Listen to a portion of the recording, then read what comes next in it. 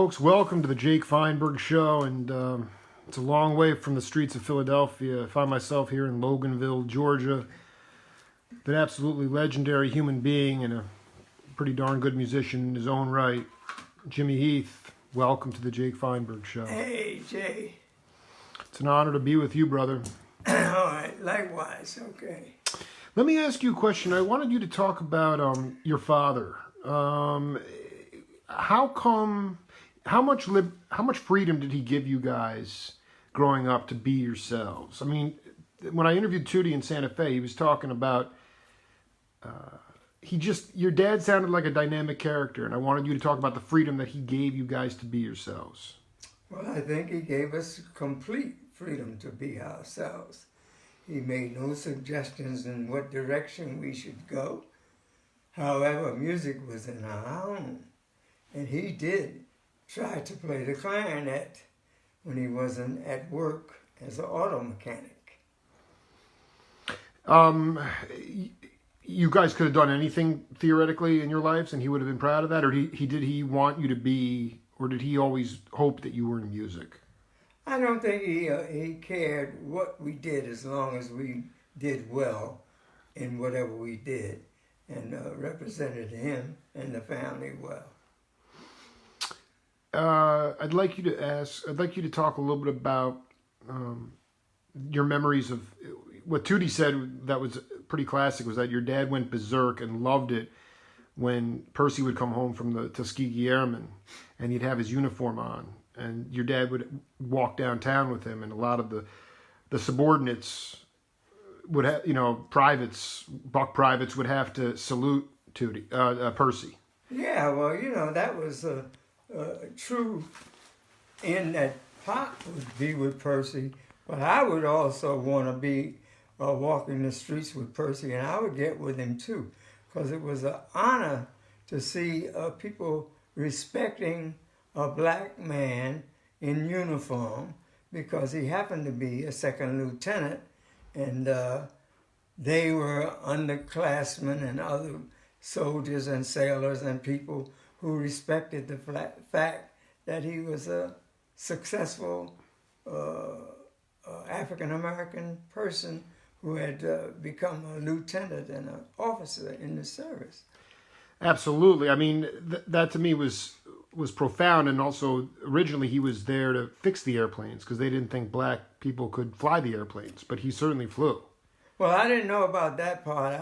I saw that in Tootie's. Yeah, Tootie threw that in there, yeah. Yeah, I don't know. I always thought that he went in and became a Tuskegee Airman, that he went in and tried right away to be I didn't know he was working on airplanes or training for that. I always thought he was training to be a pilot. Tootie often, he was being very sort of tongue-in-cheek about it, but he said you guys, well, let's say he was just the little brother, and maybe even, I think if I heard him correctly, he said he might have just been an accident. I'm not sure if he was even a planned child. Well, I don't know about that. That was between my mom and my Absolutely. But how did you find, early on, Tootie was working with Specs, that great drummer. And eventually when he went on the road with somebody, he gave his gigs to Tootie, playing with Lester Young at 17. But I know you're the middle brother. Can you talk about, maybe a mentor of yours there in Philly that got you going? Well, there was I was in local bands in Philadelphia when I finished high school. And there were several that I was in. One was called Calvin Todd. He was a trumpet player. And he had a band. That was probably my first band to play in. That was the big band era. So everybody I'm talking about had a number of musicians.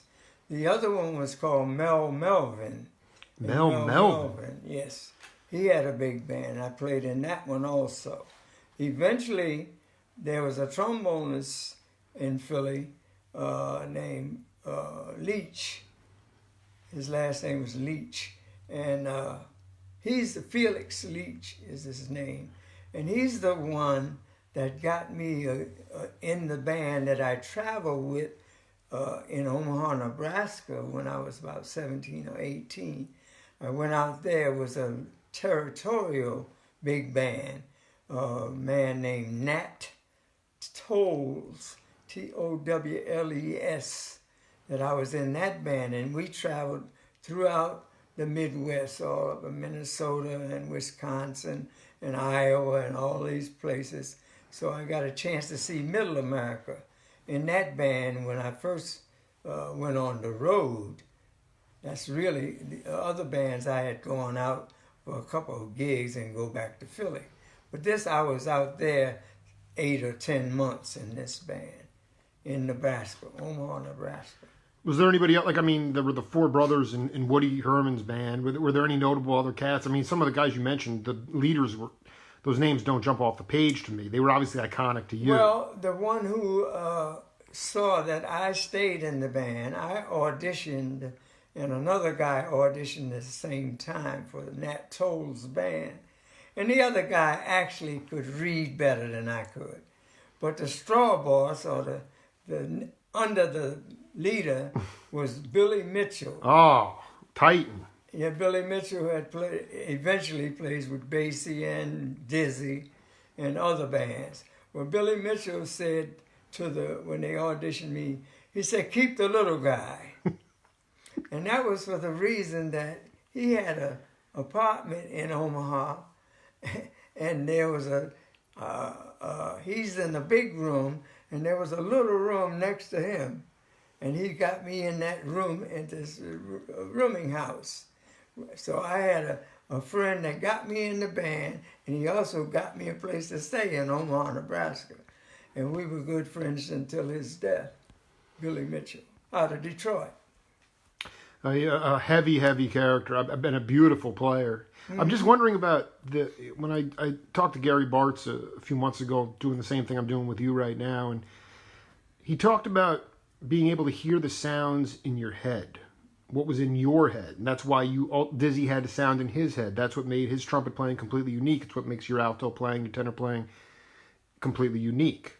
Today, younger cats can only hear what other people are playing. They're not able to hear what's inside they can't hear them. They have to see what they hear. Can you riff on that? No, I can't agree with that. Riff, or just riff. I believe that everybody that comes along stands on somebody else's shoulders till they get their feet anchored. You know, a tree has roots, and you have to learn from someone else what those roots are, and then you can grow, and the branches bloom, and everything gets to be something. That's when you find your own direction. But everybody leans on somebody when they first start. Some of them can't get up off of the other person, and they stay with them. And that's what I call sending in the clones. Okay, can you go deeper on the clones? Because what you're talking about, there are different forms of learning.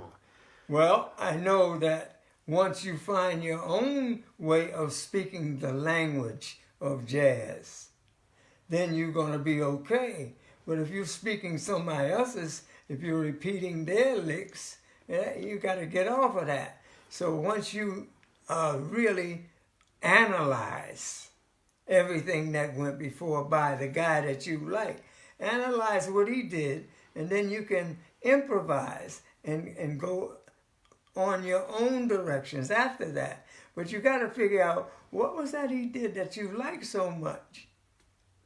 And when I heard Johnny Hodges or Benny Carter, and then I heard Charlie Parker, I heard something different in each one of them. So I had a lot to try to incorporate into my playing until I find a little of this and a little of that and a little of that and a little of me. Can you talk to the audience about when you found a little of me?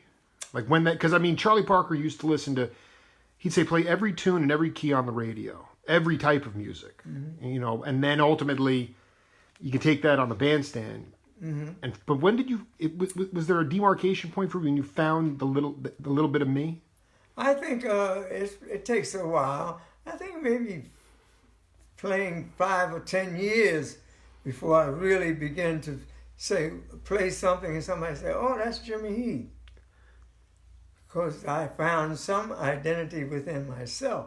I had also copied Charlie Parker because during that time, Howard McGee and Milt Jackson them called me Little Bird. You were little, because I thought Stitt was dubbed the next. No, okay. He wasn't called Little Bird. Though. You were called right. Okay, you were called Little Bird. That was my nickname at that time by the other musicians. Did that drive you nuts? Oh no, I wanted to be Little Bird at that time. Yeah. But after a while, I said, "Hey, I want to be Jimmy Heath. Let Bird go. He's gone, and he did so much for the music." But you have to grow, and it takes time. You don't do this overnight. That's why people do what they do in the world of what they call music today. This is instant stuff they do. Who let the dogs out? Who let the dogs out? Who let the dogs out? Who let the dogs out? And say it about 100 times and they get a hit. But we practicing jazz, man. You got to practice and play and practice. And you got to go on performance. You got to practice. You got to absorb musics from all over the world. You got a lot to encompass to get yourself together. So it's not This is easy. so beautiful. So people, just say, well, no, I ain't got to do that. I'll just say anything and get a hit. I ain't got to do that. And they call it music, but it's, it's not music. It's dumbed down. Music is dumbed down these days. And they're not gonna invest in somebody unless they know they're gonna get a big profit back on it. They're instant. They want something now. I was talking to a drummer in Nashville. I've been here for a few days, and he worked with Don Ellis, and Ellis, he is the only cat that he worked with that had what he called fluid arrangements, where the song was never played the same way once.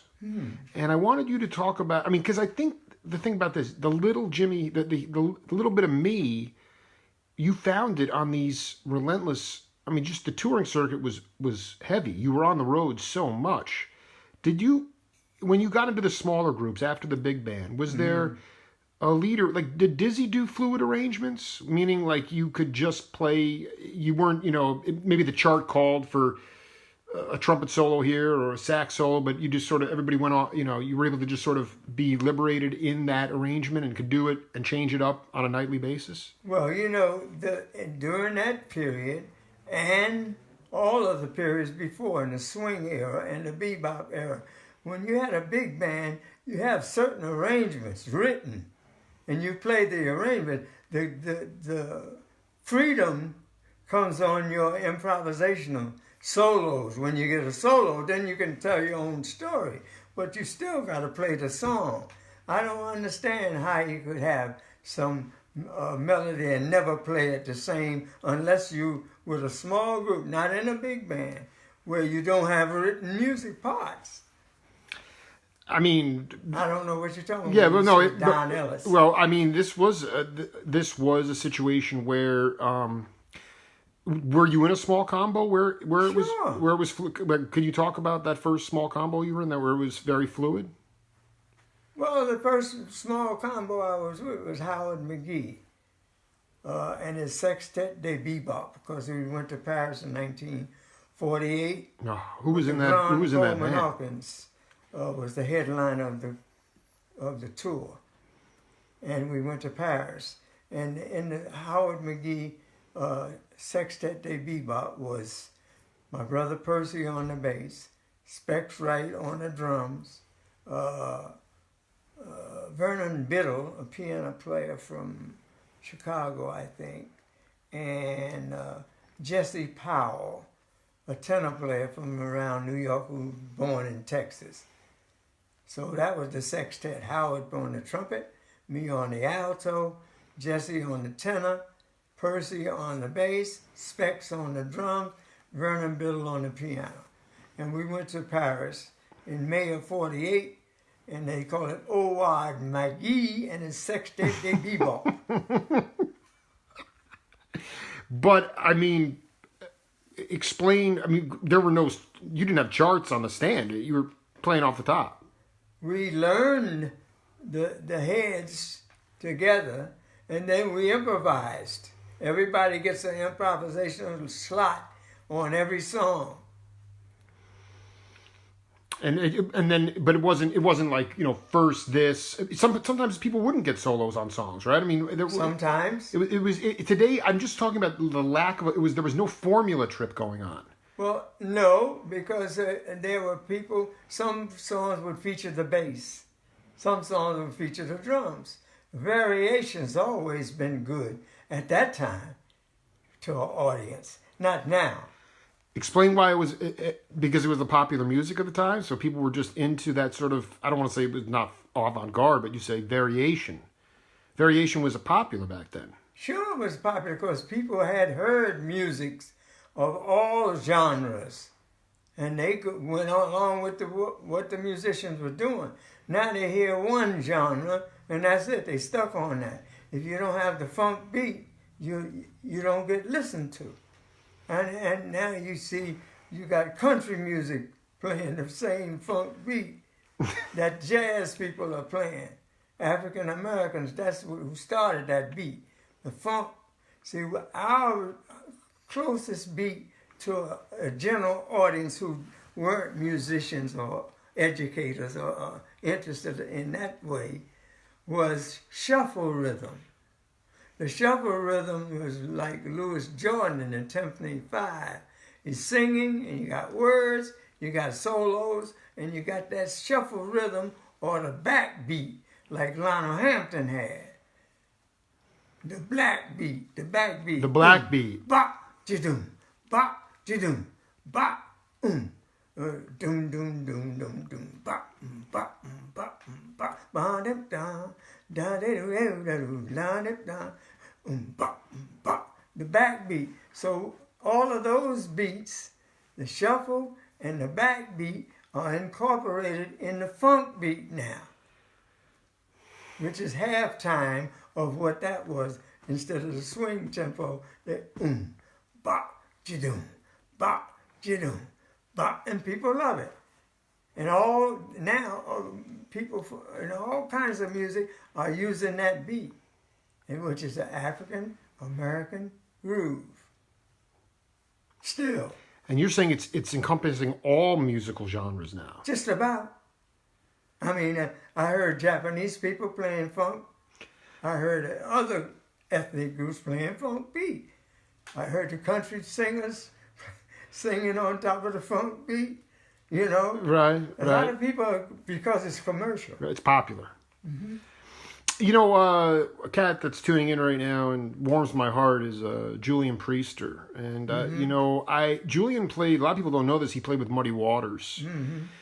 Did you get a chance to play with some of the Steve Swallow also played with all the blues cats in New Haven. Did you play with some of the original blues masters in the 50s on the R&B circuits? Only person we played behind is the Heath brothers. We played on concerts with B.B. King. You played with B.B.? Yeah, we didn't play with him. Oh, you just played on the bill? We opened for him on some gigs, the Heath brothers in Spain and other places. Well, I want you to talk specifically. But now, otherwise, yeah. I was just talking about this morning.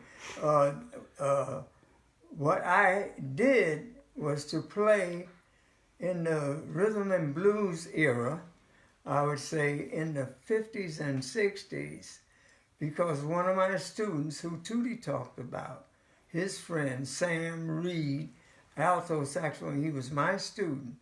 He had the band at the Uptown Theater in Philadelphia. That's right. All right. Duck Bailey told me about that cat. Okay. Well, Sam had the band. So I asked Sam, I said, man, I need some money. And I played on these R&B shows behind James Brown, Wilson Pickett, Gladys Knight, the Pips, the what they call that guy? There was another. Not. A lot of the R&B people that, and the only thing It's like Hank Ballard or Dyke and the. No, the guy from way up New York way. Something. It'll come. But you were backing up those. Yeah, backing up those singers. Oh man. And what they did is sang a 2-minute song and then vamp for 10 minutes. That's what I'm talking about. So Put me right there. So the vamp is what wore me out because the saxophones always have the vamp. After they get through singing the melody and get through the 2-minute song about baby, I love you and all this, hang out and all this, the same song over and over. Then they get into, what's that lick they play? We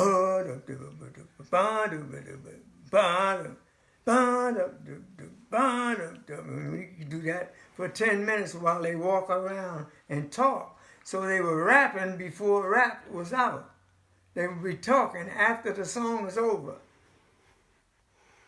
And we would, the saxophone section would have to repeat a lick, you know? And that's what wore me out. I said, oh man, sick of this. Repetition. Yeah, right. Overdose of repetition. Overdose. So you even though you were vamping for 10 minutes, you had to repeat a lot of the ideas. It's the same idea. Yeah, that'll drive Jimmy Heath insane. I wanted you to talk about this one particular. So Julian and I did 2 interviews, and he said Orrin got first class play. Orrin Keevan got first class musicians to come play on his first album on Riverside, and you and him wrote 24-Hour Leave. He didn't write that. I wrote. You wrote that. That song. The rest of the songs on the album was Elvin and it was Sam Jones and Flanagan. Okay, and that's Keep Swinging or something. Keep Swinging, dude. And Julian's record. Exactly. I was on that with him.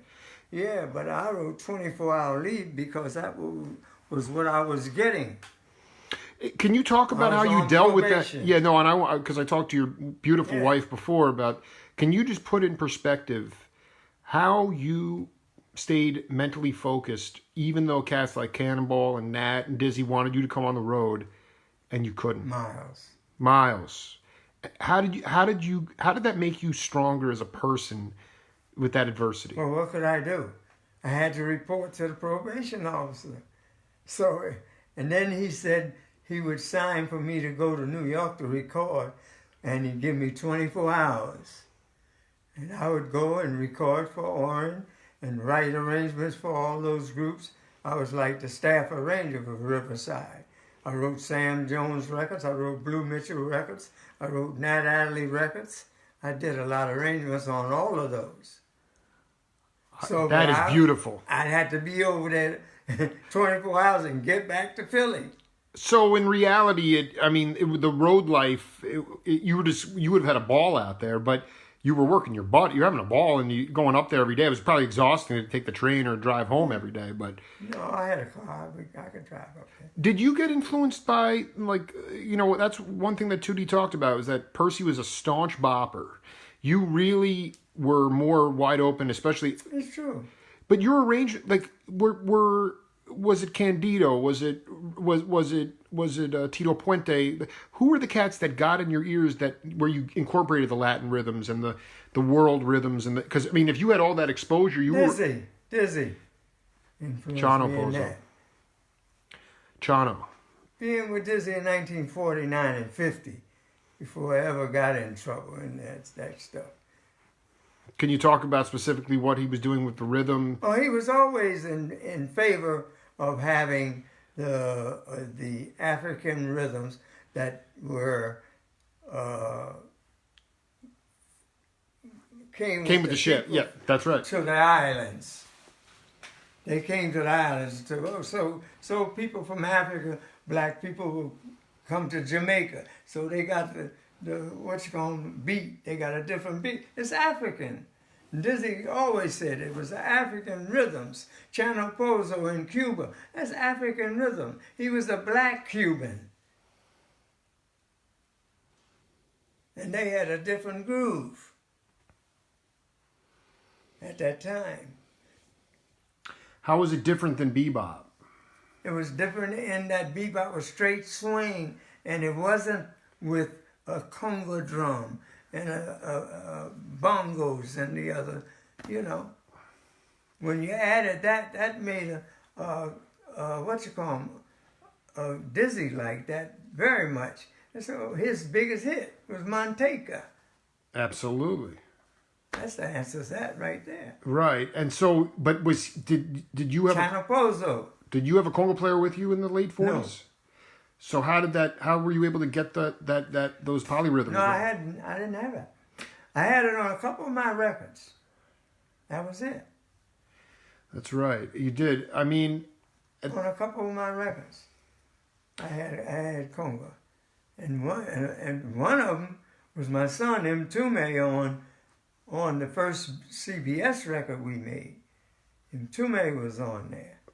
that was on Muse or No, Columbia Records, CBS. all right, I have one on Cobblestone or something that from like '72 with your brother. Mtume's on there. Yeah, that's on Cobblestone too. But we were with CBS, man. CBS before that.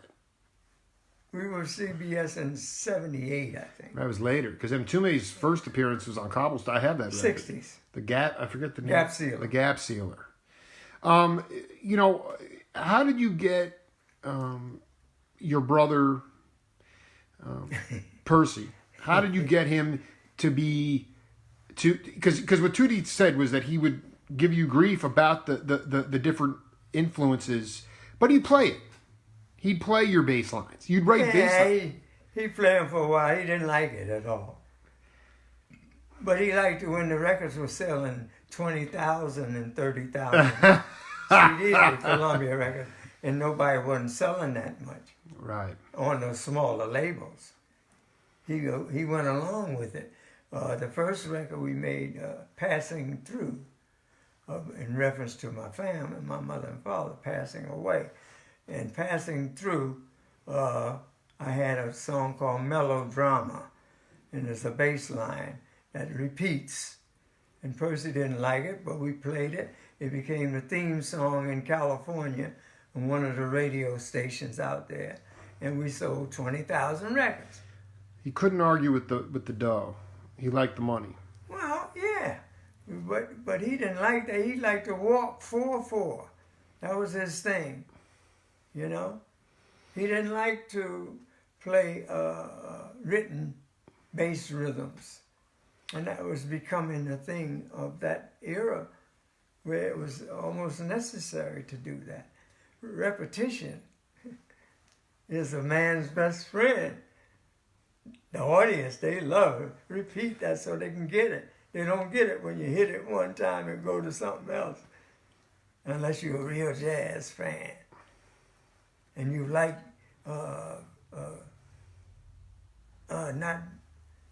not hearing the same thing. You like surprise. All the time. Element of surprise. And the arrangements have a lot to do with that too. But Sure. in no repetition. Yeah. Never any. Not too much. You get some. In fact, a lot of soloists, when they start to repeat, for instance, Illinois Jacket on Flying Home, ooh, ooh, ooh, ooh, ooh, people start screaming. He's got one note. Okay, I heard that one. Okay. Right. Yeah, that you know, and rest in peace. But that stuff does kind of wear on me a little bit. And it helps too sometimes. You could do that. You could repeat sometimes, but not all the time. See, it's Yeah, you know, I just turned 40 years old. I have 2 daughters, and my friends, some of them are, they come from backgrounds in sports where they played soccer, and they're trying to figure out, you know, their kid clearly has natural talent, but they're not sure how to motivate them. Can you just talk about how you raised Mtume as far musically? I didn't raise him. When did you? Because he was out. When did you first really get tight with your son? Way after, because I had gone away. And when I came home, I had few relationships before I went away. But when I really came back, is when I really had the relationship with him. And at that point, how? Because his mother had married my piano player. This was while you were in the joint? No, before. That's what kind of made me go into the drug. Because I had a bad relationship. He was already born out of wedlock, and we were engaged. And she split with my piano player, and I started using drugs. And that was the dumbest shit I ever did. And that put me in jail for 4.5 years. Yeah, the irony there is that Tootie was able to bring you over to a beatnik high-rise apartment in Philadelphia, and you met your beautiful current wife now. Yeah. But when you did connect with him, Tume, where was he at in his evolution? Because he really got inspired by people like Elvin Jones. You know, he was inspired by a guy named Big Black. Oh, I know Big Black very A well. conga player out in California when he was going to college at UC, at the University of Southern, what is it? USC. And Tume was out there. Yeah, he was going to be a swimmer. Wow. He was going to be a Olympic swimmer because he was very good at that. But he actually created he was part of the US organization out there with Ndugu. He was a part of it. He loved Black. Black was playing. Yeah. Black played bebop on the congas. He's a conga player, and to me, that's his main source of the drum. But writing the music and all that was in the genes, I guess, because he ended up writing a lot of big songs. And that's how he got to be successful composer. Yeah, I'm a big fan of. He played the congas with Miles and McCoy and other people, but he got the money with the songs with words and the TV shows and the yeah, in another genre and not just the jazz world. When was the first time you went to the motherland? I only went once. Can you talk about that experience? Yeah, I went. I think Mona and I went. My wife. We went to Dakar, Senegal. To play, or just on vacation? Yeah, I went to play. Can you talk about Sure. what stood out to you there? Yeah, well, it was something to do with Don Schlitten. Don Schlitten, yep. Yeah. Prestige, great. Yeah, but he had his own company or something. But he's the one I think that Xanadu. Xanadu. He got us over there. Wow. And we played for independence of Senegal or something with the guy's name. We met the guy who became the boss, the prime minister or whatever they called him. But we went to Dakar, Senegal, and they got some people from France. They got Kenny Clark from France, and they got the guitar player, French guitar player. Toots? No, not Toots. He's from Holland. He's from Holland, that's right. Yeah, France. And anyway, he was there. And then they got Jimmy Owens. Jimmy's tuning in right now. He says hi. And the alto player from Philly that's sick now, very sick. Sonny Fortune, Percy, Dizzy, Clifford Jordan, and myself, and another drummer beside Kenny Clark was related to the guy out, just the two of us, the tenor player. You know what I'm I should be able to help you out here. I mean, I should be, but I'm not. But I mean, I didn't know he had a brother. You know what I'm talking about. Did you have opportunities to go there before, but chose not to? Never, because Ahmad Jamal wouldn't go play. First time. Yeah, he wouldn't play there because Dakar, Senegal. Is where I got a picture though. Did it? Can you talk about the feel? How good it felt to be over there? It felt wonderful to be there and to be accepted, you know. And it is very educational to me too. You know, I learned something being born in America and victims of the white media telling us that's all Africans are loud and raucous and everything, and to be in a stadium in Dakar with about 100,000, 80 to 90, 100,000, something like that, African people as quiet as a mouse. And the only time they raised their voices, when there was a drummer over here in this group, he had a group of drummers, his name was Dudu, and he said, brum, brum, brum, and everybody said, woo, clack, clack, clack, clack, clack, clack, clack. They raised their voices and hum and sing. And over here's a group with red on, over here's a group with yellow, over here's a group with green, and all these different colors and all these tribes and whatever, and so quiet.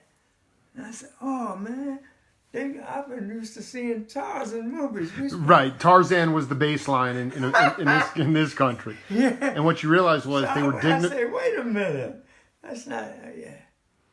Leopold Senghor was the guy who was in charge of the country. Good for you. Yeah, There that's was right. some of the white guys sitting up there with him who probably were colonizers before, from England or somewhere, wherever. The greatest colonizers in the world. Great Britain. Yeah, you're not so great anymore. But education now, that's what I'm talking about. The being in Dakar, Senegal. And then we went to Gorée Island, where the slaves were sent from. Now, where's that located? That's off the coast of Senegal. Mona and I over there and sleeping on the floor in this place. And this is where, and Dizzy had them, they loved him. Where's this man Dizzy? I love this man Dizzy. Because Dizzy could play with anything they played. He could play along with it. You know, he had that in him. He played with drums. And that's what he liked, the African source of the music. So they were crazy about Dizzy over there. And there's out there in my living room, a mask that I got in Dakar, Senegal. Wow. How long ago was that? Oh, I don't know exactly. It was 80-something. Did you play with Monk ever? No, not in his group, no. I played opposite him once. I mean, would you go to Harlem? Did you know the Baroness at all? Oh, yeah. I mean, what was that vibe? Because, I mean, Black would talk about playing at the Johnny Barracuda. He'd be playing congas with a stand-up comedian, but, you know, Ray Bryant and, Barry Harris and all those Ray cats. Bryant played in my band in Philly. Did you wind up... I saw the Baroness. I met the Baroness. She was very adamant about people talking while Monk would be playing. She had a cigarette holder and, would you please be quiet? Because Monk was playing. The priest. Don't talk. Do not be talking. Do not talk. Y'all dating and all that, go somewhere else. Because this is Monk. He's the priest. The high priest is playing. Yeah, she was something else. I'm in the book, one of the books of her. Her pictures. One of her relatives wrote a book. The late, great John Hendricks said that if not for the Sicilians, there'd be no jazz in America. In your mind, what is the lineage of this music? Where did it... I mean, we know we just vetted the diaspora, but a lot of those bases down in is New Orleans the home of jazz, or maybe Harlem, or where do you see that? The lineage... I think it was New Orleans. I think the history proves that. The early guys, before Louis Armstrong, the trumpet player. Oh, yeah. Yeah. Satchmo. No, before him. Before him. The one he liked. Can you break that down? Yeah. Yeah. can't think of it right now. It was before Ellington. Armstrong was a follower of him, man. And his name was Louis Armstrong. No, before Louis Armstrong. Well, if people are listening, let's help. What you call him? That was a. Someone will have to chime in the audience and help us out because people are having a ball. But I mean, New Orleans, as far as the ability for guys to be able to play, that was, Hendrix was singing in mafia clubs. They were running Toledo was a dry town, and they were running liquor from either Detroit or Michigan down to Toledo. Do you think the Sicilians did play a role in they knew the music, they understood the music? He said they didn't treat you like niggers. That's what he said. They didn't treat us like niggers. Neither did the French. When I went to Paris in '48. Fletcher Henderson. No, I ain't talking about Fletcher. Okay, well, no, okay, no. People are chiming in right now. I'm talking about a trumpet player. All right, a trumpet player that Satchmo was that idolized. I mean, again. Yeah. People are getting educated all over the world right now, so they're not. I mean, this is bad. I'm sorry, I can't think of his name right now. Yeah, well, you're stretching me out. King Oliver, Buddy Bolden. Buddy Bolden. Thank you, Bernie Muleta. Thank you. All right, Buddy Bolden. Buddy Bolden. So Satch loved Buddy. Thank you. Okay, we can stop the people are throwing in all sorts of names. Yeah. Buddy Bolden. All Buddy Bolden was before Satch. Okay? All right. The French didn't treat you like niggers either, though. That's what you were saying. No, they respected us, man. Why did they respect you? For the music we brought to them from this country that our people here don't respect enough. Doom.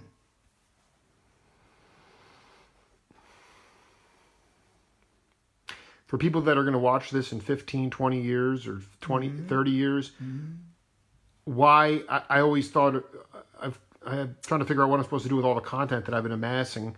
Is it a distrust of rhythm? Is it a mere fact that it's an art form that was done by people with black skin? Why has this country never truly, fully supported what you do? Because they're racist, man. It is about the color of your skin. It can't be about the interperson, the inside of a person.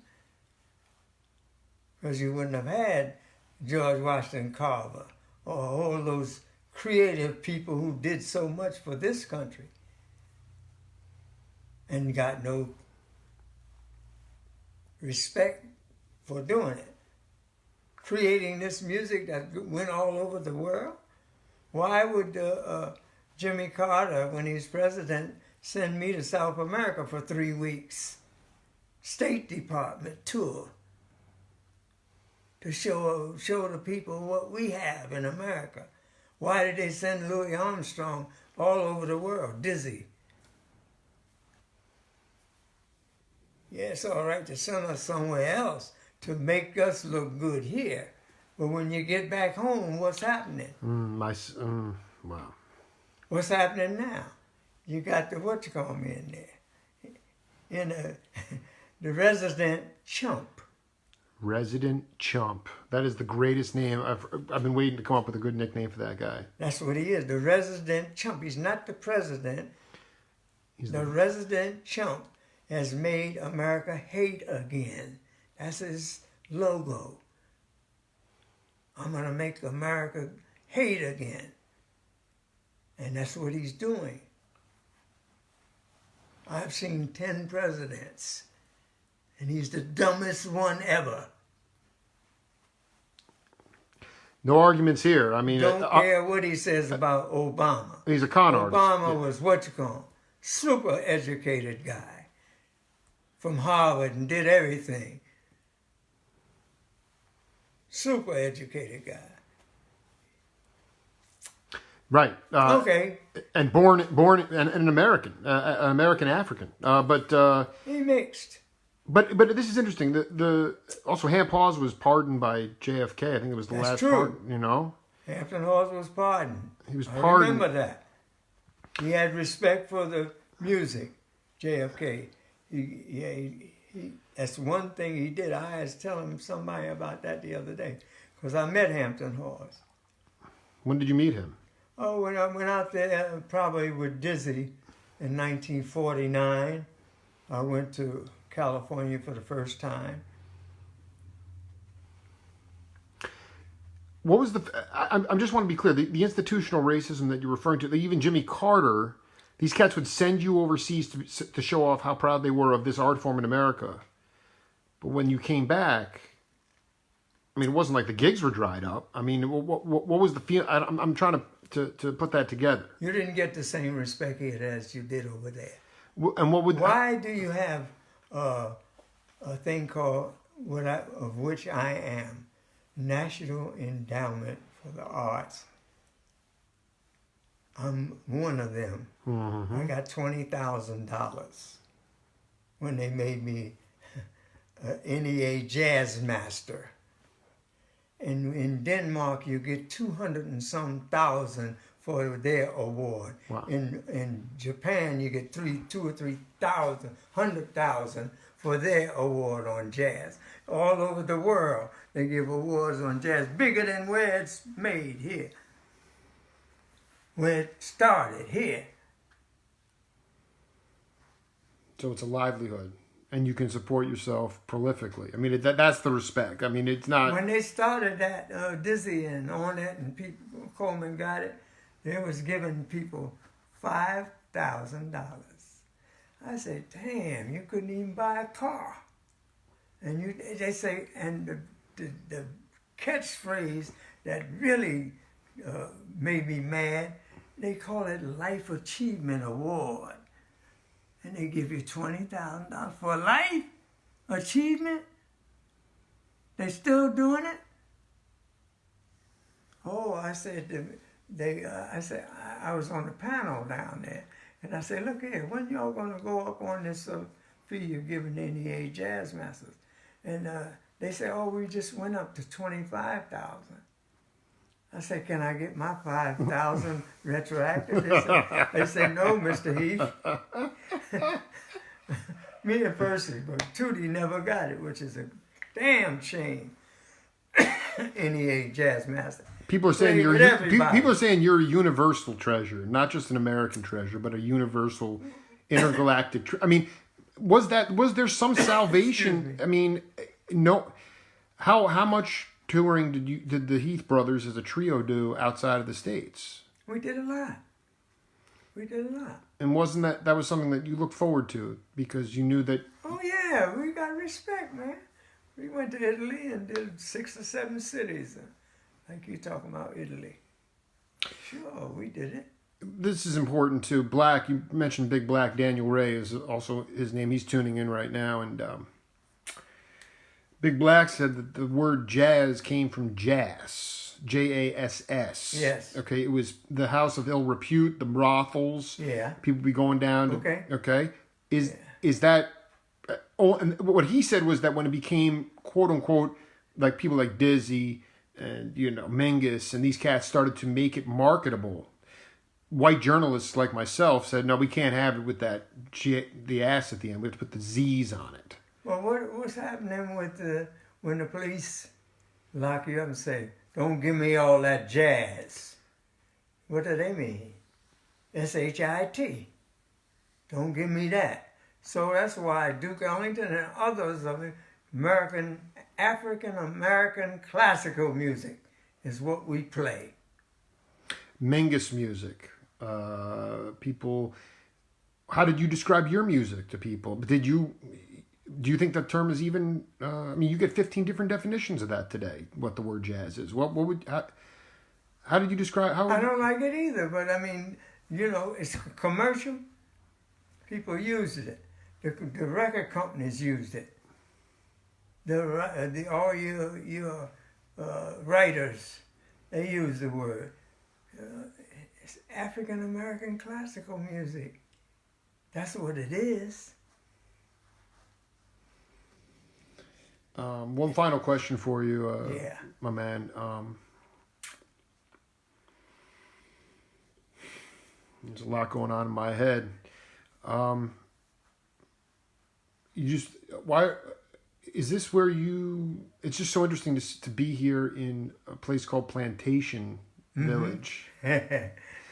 Here in Loganville, Georgia. It's the farthest thing from... I'm on the plantation and I'm not a slave. That's what I said when I drove in here. I said, that I know he's going to have some great one-liner. But what are you still learning about today, musically and spiritually, about where you are in your life? Well, I'm learning that it never ends. This music, improvisational in nature and creative in nature, will never end. They said it was jazz or this music was dead when I was 20. And I'm 92 in another 2 days. And then Tootie will call you and say, yeah, I'm 83. I don't know what it's like to be 92, but I'll get there someday. Yeah, he hopes. I just want to say, it is from... Oh, this is what I wanted to ask you. Did you go down when... with your dad and his... he had a Chevrolet, I think? What kind of car did he have? He used to drive down...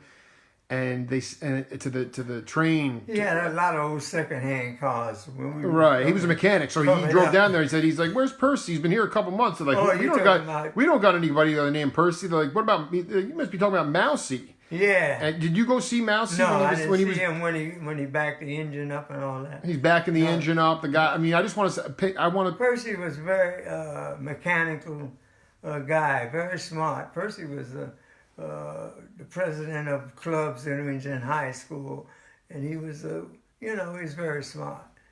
Percy was. That's how he became a Tuskegee Airman and all that, with a high school education from the same high school that I went to, and finished in the 11th grade. And the white schools went to the 12th. Mm-hmm. And we graduated early. And no math. No, we graduated. That's the end. That's the end. The North Carolina law, brother, said that the black schools go to the 11th grade and the white school down the street around 2 blocks away was 12th grade, New Hanover High School. We went to Williston Industrial High School, 11th grade. Percy went there and I went there. Tootie went to high school in Philadelphia. Had they put on the senior year for you at that for black? I got a picture, man. Cap and gown. I graduated. 11th grade, black. Get out of here. You ain't gonna learn no algebra and math. Cause what you gonna be? A cook? And let's be very clear: the first instruments, the first medicine, the first universities all came from the motherland. All those inventions come from Africa. But and yet here they would say But all of my classmates. I got 2 of them down here that went to Williston Industrial High School and finished 11th grade, who became doctors and professors and all. We were determined to be something, man.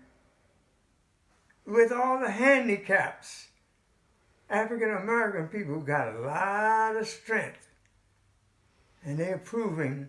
And what's happening now in the world is the white rich guys who are in power are so frightened what's happening to people of color moving in this country.